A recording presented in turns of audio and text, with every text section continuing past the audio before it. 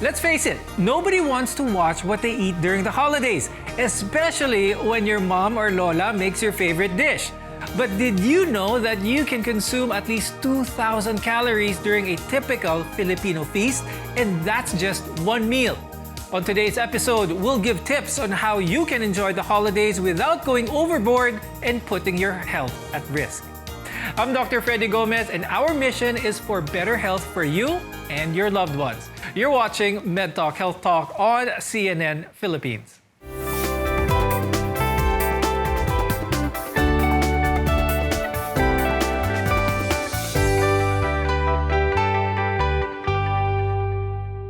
Christmas is just around the corner, and for a lot of people, this means indulging in some of their favorite holiday treats. After all, a few cheat days won't hurt, right? The truth is, when compounded, those few cheat days can have a negative effect on your health. To help us understand our topic better, let's welcome our guests. With us is Dr. Luigi Pierre Segundo. He's a cardiologist and the co-chair of the Communications Committee of the Philippine Heart Association. Also joining us is Jake Brandon Andal, who is a registered nutritionist dietitian and the co-founder of Sports Nutrition Association of the Philippines. Did you know that heart disease is the leading cause of mortality here in the country? And we try to combat this by exercising regularly, watching what we eat, and keeping our stress levels low. But even if we're healthy the rest of the year, holidays can take a huge toll on our health if we're not careful.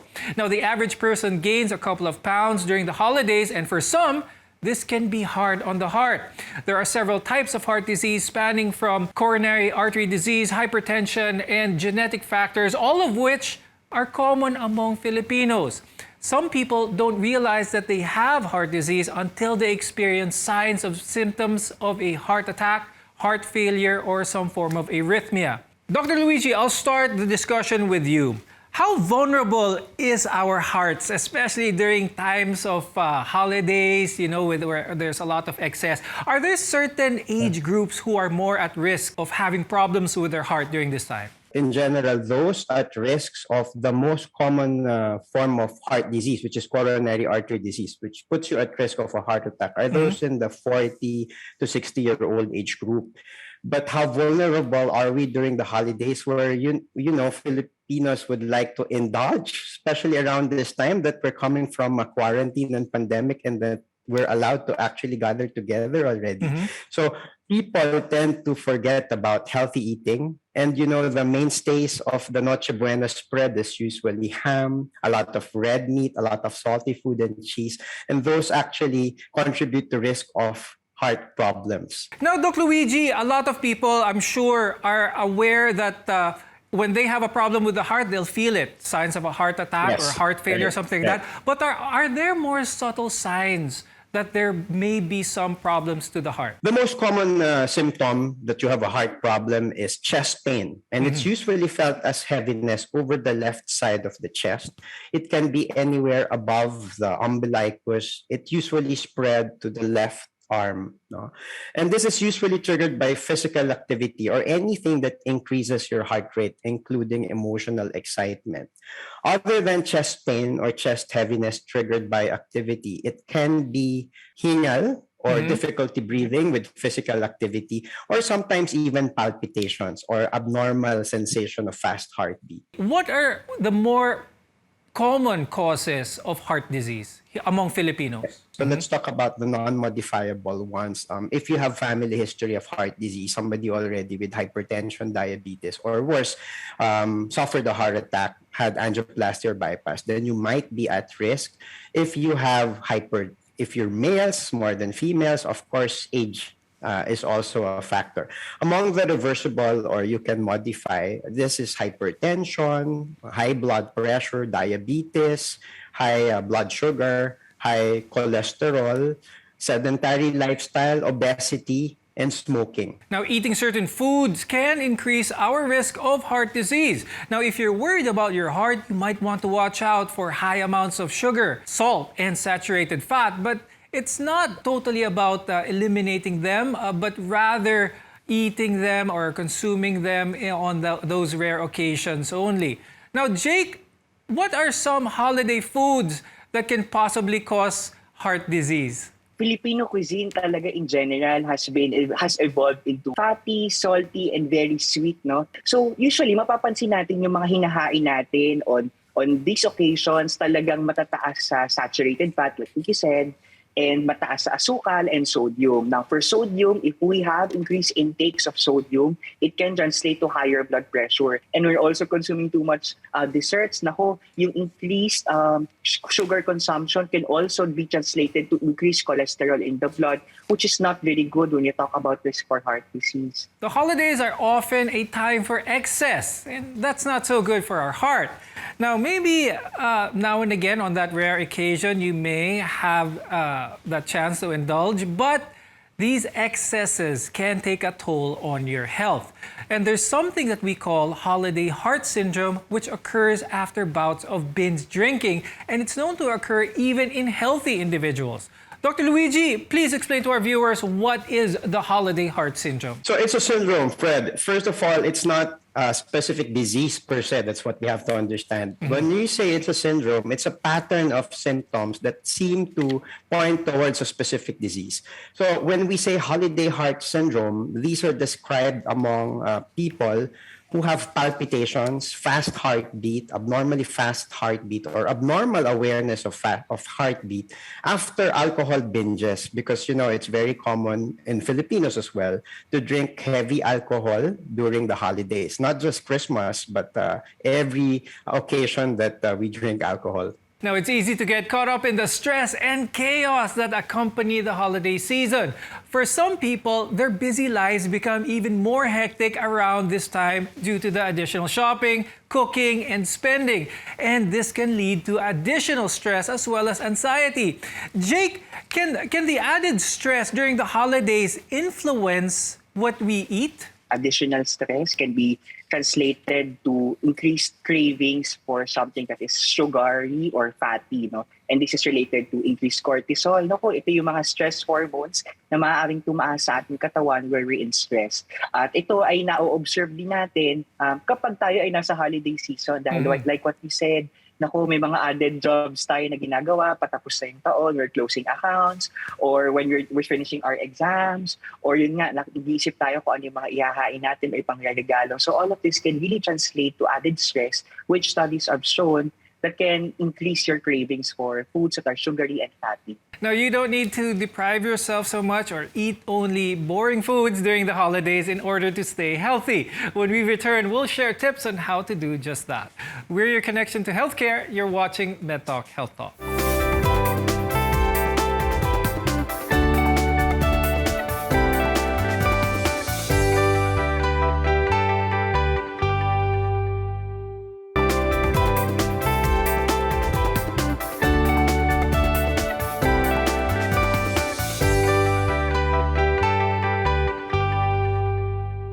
The holiday season is meant to bring feelings of love and cheer, but it also brings about stress for a lot of people. Holiday plans may also look different during the pandemic. And because of COVID-19, you may be feeling additional stress or may be worrying about your health or your loved ones. I'm Dr. Freddy Gomez, and you're watching MedTalk Health Talk. We're together in health. The last 2 years have been rough on everybody. Strict lockdowns, unemployment rates, and many more are taking a huge toll on our mental health.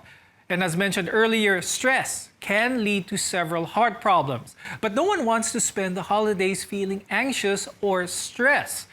Dr. Luigi, what are some tips that you could give our viewers when it comes to lowering the stress, therefore giving our hearts a break during the holidays? Well, you can probably indulge a bit, but everything in moderation. So let's talk about, well, Jake will also discuss this, I'm sure, but in Philippine Heart Association, we have this easy 50 to 100. So incorporate 5 servings of fruits and vegetables per day. Limit your salt intake to 2 grams per day. Incorporate 1 hour of exercise per day. You don't actually have to wear gym clothes. Just incorporate it walking, maybe brisk walking. You don't have to do it 1 straight hour, maybe couple of pocket exercises all throughout the day. And 0 sugar drinks and 0 smoking.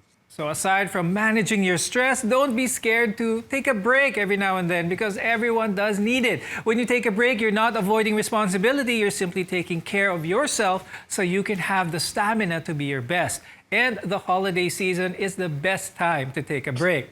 Jake, my question for you is, everyone knows that we have to take a break, especially during this holiday season. Maraming stress talaga. Are there certain foods that promote, relaxation or relieving stress? Some of these would be your melatonin or magnesium. For example, yung magnesium, it's very helpful in some studies as a muscle relaxant. So some studies are also looking into its relationship with hypertension. Ngayon, meron din tayong ibang mga food products na inaaral, like for example, probiotics, by modulating your gut. These studies have been shown to increase relaxation on some patients. But all of these are still on research level pa lang. But definitely, just to relieve yung stress na nararamdaman natin, treat your food as not an enemy. No? So ibig sabihin, when we try to modulate our food intake para in line with our health goals, we don't try to over-restrict ourselves and over-stress on the food items that we should or we should not consume. Focus on yung very basic modifications on your diet. And with that, ma-relieve na yung stress, added stress ng pag-iisip kung ano yung mga dapat kainin o hindi. Now, one of the reasons we look forward to the holidays is because we get to spend time with our families. But for some, this may not be possible because of the pandemic or through far distances. Dr. Luigi, how can we stay safe while spending time with our families? First of all, get your vaccine if you're not vaccinated yet. If you have a pre-existing heart disease or risk factor, you're more prone to severe COVID. So have yourself vaccinated and get your booster when you're due for booster already. If you're healthy, you're another possible carrier, remember? So when you get the vaccine, you protect yourself and you protect others. Now, when you gather, prefer maybe an outdoor setting over an indoor setting. And please try to limit the people inside the house if it's going to be an indoor setting. This is a practical advice as well. Prefer plated served food instead of buffet. That actually prevents people congregating for a long period of time around the table. Now, we tend to abandon healthy habits during the holidays, and one of those is getting enough sleep, getting enough rest. Jake, gaano ka-importante ang adequate, good quality sleep para sa puso natin? There's a sleep heart health study done in the United States na it shows na yung mga taong mas mababa yung oras ng pagtulog ay may mas mataas na bouts of hypertension. At ito ay dulot doon sa stress na binanggit din natin kanina. So it's really important for patients who are hypertensive or nag-iiwas na magkaroon ng hypertension ngayong holidays na i-consider yung pagkakaroon ng good quality sleep. Now, good quality sleep isn't just having 8 hours or 7 hours. It's also maintaining yung quality ng sleep natin. For example, kung 8 hours nga yung sleep mo but it gets interrupted all the time, then it's not also considered good quality. So it might be best really to maintain na straight na tulog. And then some of the signs of sleep deficiency and also poor sleep quality, yung pagising natin, medyo groggy tayo or wala tayo sa mood and feel very heavy. I think yung mga signs of deficiency or poor quality of sleep that you have to consider. And if it really happens, considering that you have changed a lot in your lifestyle and it continuously happens, it pays to consult with a physician para maiwasan itong mga to.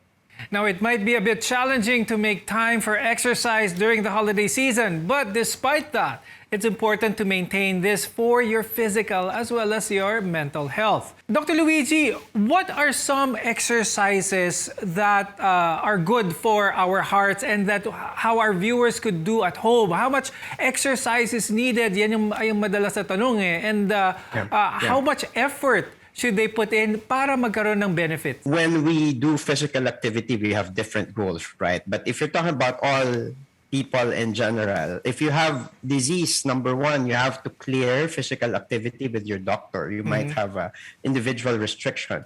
But to keep your heart healthy, those aerobic exercises are those which are proven to benefit the heart. And these are walking, brisk walking, jogging, and 1 hour of exercise done every day, or at least 5 times in a week, can actually reduce heart disease in patients who don't have it well. Now, the holidays are full of good food. Because of this, we tend to be a bit lax on healthy eating. When we return, we'll share how to eat healthy this Christmas. Your health is our mission. This is MedTalk Health Talk.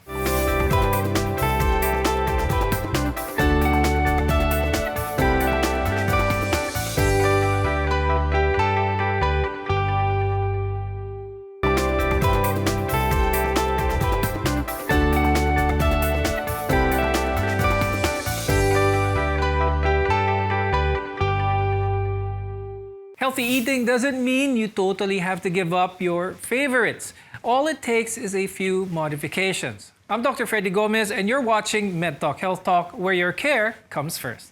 While extremely delicious and irresistible, many holiday dishes are high in saturated fat, salt, as well as added sugars. Now, you should be mindful about these kinds of food you eat, and you should consider these tips to make sure you don't overindulge. Dr. Luigi, how can we eat smart and healthy, lalo na ngayong holiday season? Well, it's good to be reminded about your portions. There's a pinggang Pinoy, so specific to Filipinos per age group actually, how much protein intake you should observe, and carbohydrate and fruits and vegetable. So just remember your portions. Remember, everything is in moderation. And Noche Buena and Medianoche is probably a good time to incorporate your fruits and vegetables. Make the spread colorful by putting in servings of fruits and vegetable in the spread. Now, it's tempting to go all out on your favorite dishes, but sometimes eating healthy is as simple as adding more health-conscious choices, such as increasing your vegetable intake.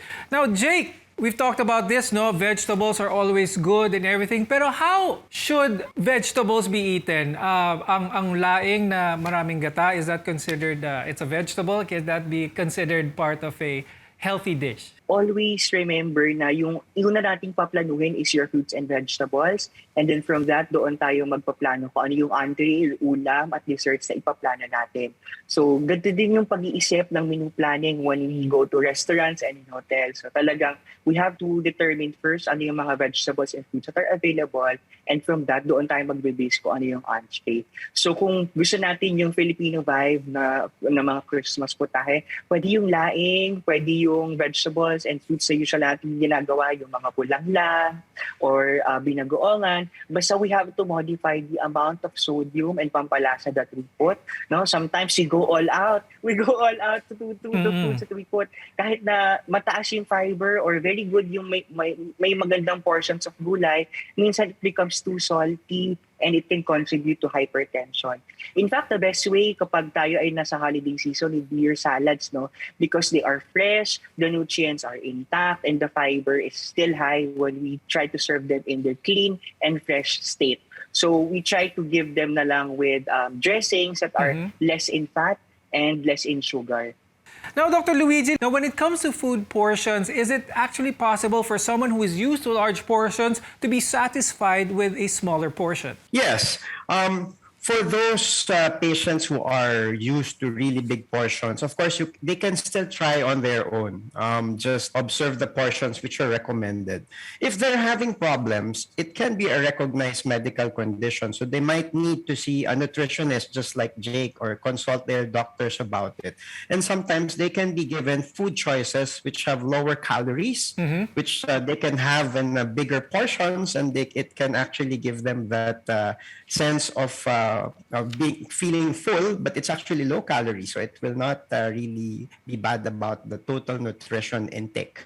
So they can have those choices. This discussion was very helpful as we go into the holiday season. Thank you very much, cardiologist Dr. Luigi Pierre Segundo and nutritionist dietitian Jake Brandon Andal. Eating well and staying healthy, especially during the holiday season, can be challenging, but it's not impossible. All it takes is some tweaking here and there and a change in mindset. By maintaining your physical and mental health, you'll be able to start off the new year strong. We want to be your partner for a lifetime of good health. I'm Dr. Freddy Gomez. This is MedTalk Health Talk. Have a happy holiday.